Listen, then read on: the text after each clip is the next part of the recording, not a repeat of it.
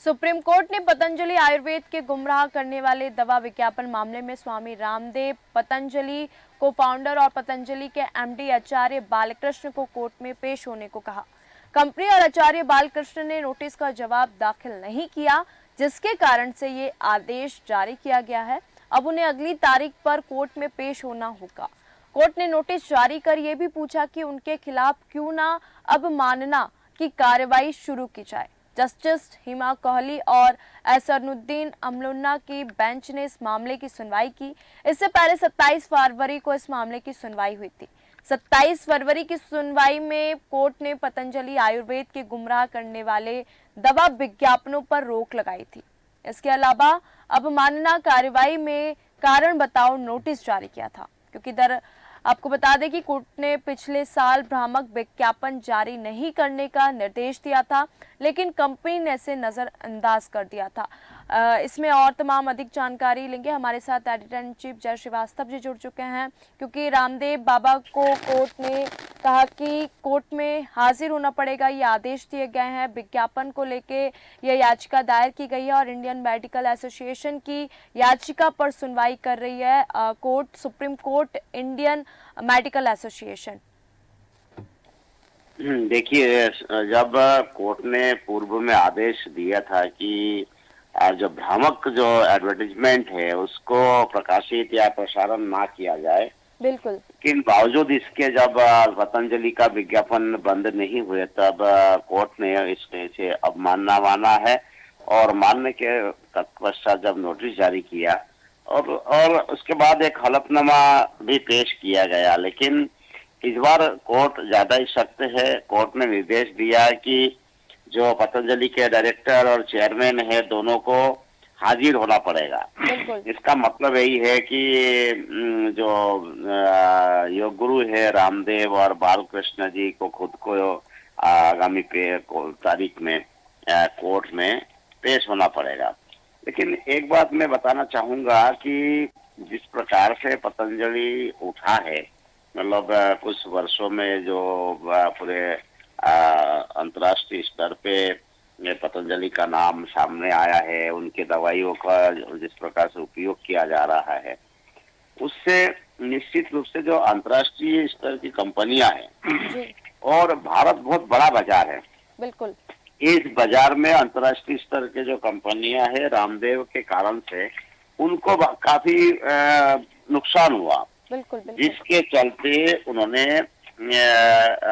कई बार रामदेव बाबा के कंपनी के ऊपर आरोप प्रत्यारोप लगाए। लेकिन इस बार ऐसा देखने को मिल रहा है कि सुप्रीम कोर्ट भी इसमें बहुत ही ज्यादा सख्त है कि रामदेव बाबा मनमानी करने लगे हैं। इसको देखते हुए कोर्ट ने ये सख्ती बरती है।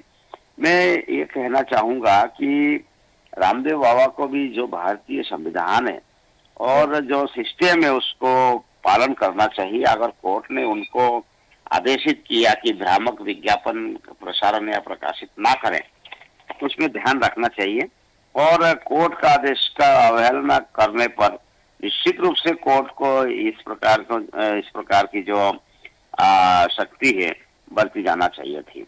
जी बिल्कुल। मैं ये भी बताना चाहूंगा कि यहाँ पहले देश के कानून, उसके बाद कोई भी, रामदेव बाबा भी कोई अछूता नहीं है। इस देश के कानून से वो दूर नहीं भाग सकते। अगर कानून ने कोई आदेश दिया है तो उसका पालन इन्हें करना चाहिए, बिल्कुल। और इस बार ये मुझे लगता है कि दोनों हाजिर होंगे। हाजिर होने के बाद कोर्ट से फटकार लगेगी और इन्होंने जो विज्ञापन अभी तक बंद नहीं किया, जो भ्रामक विज्ञापन, मतलब भ्रामक विज्ञापन का मतलब ये है झूठा आश्वासन, इससे ये होगा, उससे ये फायदा होगा, बिल्कुल बिल्कुल, और उससे आम जनता ठगी का शिकार होता है, क्योंकि विज्ञापन देखने के बाद ये इनके प्रोडक्ट को खरीदते हैं और उसके बाद यदि कोई फायदा नहीं पहुंचता है तो निश्चित रूप से धक्का पहुंचता है। जी निशा, क्योंकि पता, जब ये याचिका दायर की गई तो उसमें ये आरोप लगा, जैसे कि आपने भी कहा, कि कोविड वैक्सीनेशन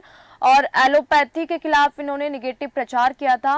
वहीं खुद की जो आयुर्वेदिक दवाई थी उनकी भी कुछ बीमारियों के इलाज का झूठा दावा किया गया था। और बिल्कुल। कोविड के टाइम से ही ये चीजें चल रही हैं। देखिए ये कोविड के टाइम से नहीं, उससे भी पहले, जी।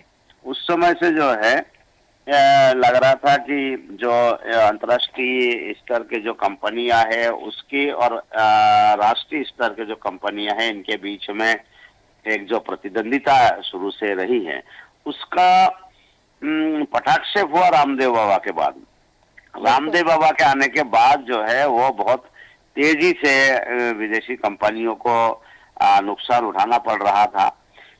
तभी से रामदेव बाबा के खिलाफ बहुत कुछ माहौल बनाया गया था। लेकिन ये जो मुद्दा है ये सतही संज्ञान में कोर्ट के जब आया तब उन्होंने रामदेव बाबा पर शक्ति बरती है। जी। जहाँ तक सवाल कोविड वैक्सीन का विरोध करना, कोविड वैक्सीन के विरोध करने वालों में खाली रामदेव बाबा अकेले नहीं थे। उन्होंने ये कहा था कि जो बूस्टर सिस्टम है उसको बढ़ाने के लिए जो दवाइयाँ है, जो आयुर्वेद के लिए जो उपलब्धता है उस पर जो है उन्होंने ये कहा था कि ज्यादा वैक्सीन पर ध्यान देने के बजाय इस पर ध्यान देना चाहिए। बिल्कुल। भारत हमेशा आयुर्वेद के लिए बहुत मशहूर है और भारत में कई इस प्रकार के जड़ी बूटियां है जिससे वर्षों तक आम जनमानस को फायदा पहुंचता आया है।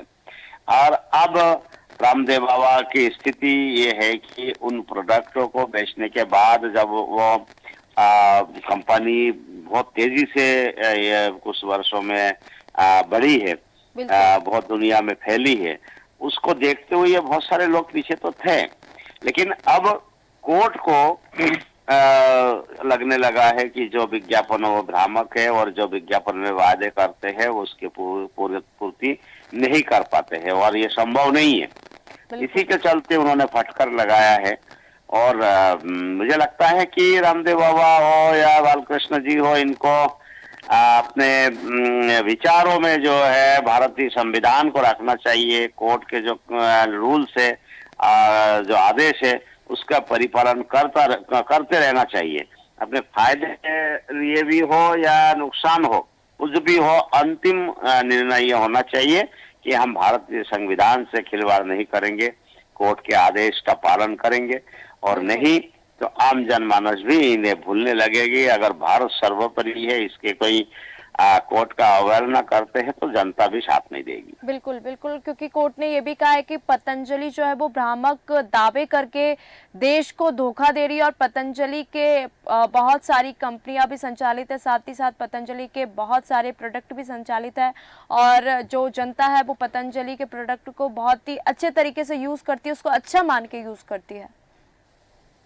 बिल्कुल बिल्कुल, ये इतने बड़े कंपनी फैलने का जो कारण है वो कारण ही मेन कारण ये है कि खूब विज्ञापन दिया गया है और जनता ने जब देखा कि इतनी बड़ी कंपनी है, इतने बड़े विज्ञापन है, तो जाके वो ट्राई करना प्रारंभ किया और जब लाभ मिला तब जाके इसका विस्तार हुआ।